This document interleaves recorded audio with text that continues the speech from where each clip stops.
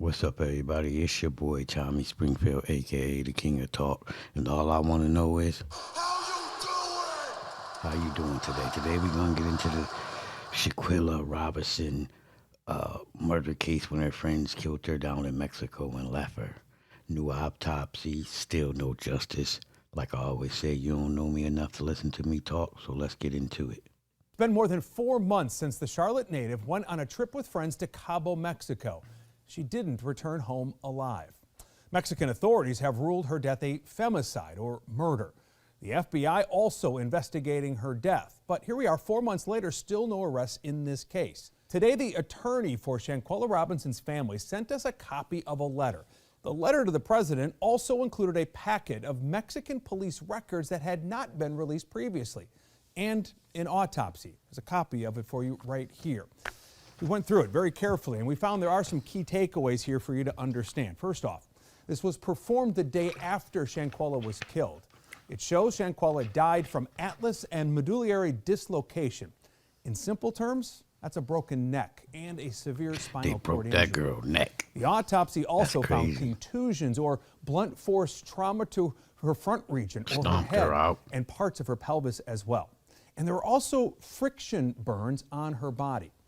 In early November, Who are this video still friends showing with an these alleged people? fight went viral on social I'm media. sorry if you Now, we don't know if she sustained still those friends and injuries family described with these in the people. autopsy You during this scumbags fight. too. But I her don't give family a says fuck. this is Shanquella in the If video. you friends And and the families FBI with in these Charlotte people, tells you are WBTV they were scumbags. also sent that video. Now, in the packet of I don't even documents blame they them 'cause provide I by know the they law firm stupid. representing Shanquella's family were those police reports. They interviewed someone who interacted with Shanquella and her friends while in Cabo.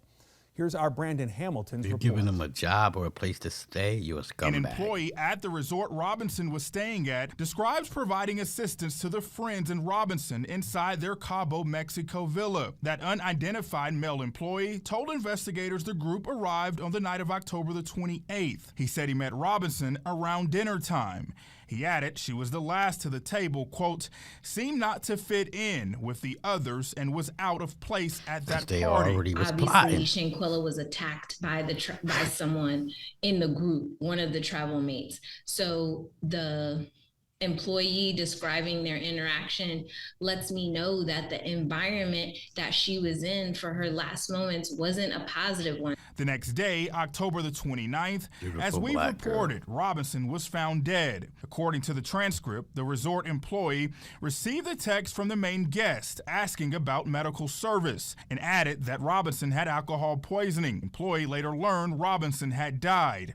In the initial death certificate provided by her family, a spinal cord injury was listed as the cause of death. In the hours after her death, again, according to the transcript, the group requested a driver to go to dinner. They would never come back to the villa.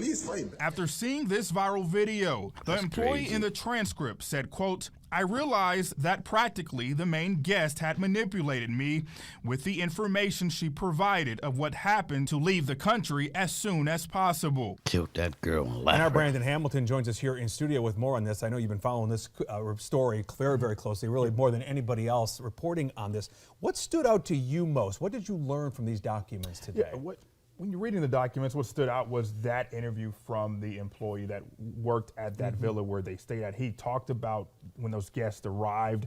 He talked about when they got there, how Shanquella was. So from reading that, he said that she seemed like she didn't fit in.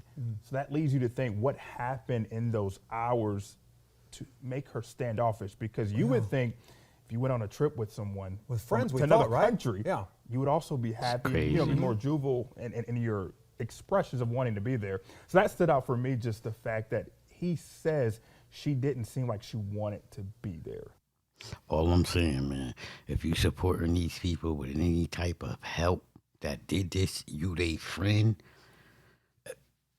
you a scumbag too. But you know how we do over here. If you're a supporter of the channel, much love and respect. If you a hater, cut the shit.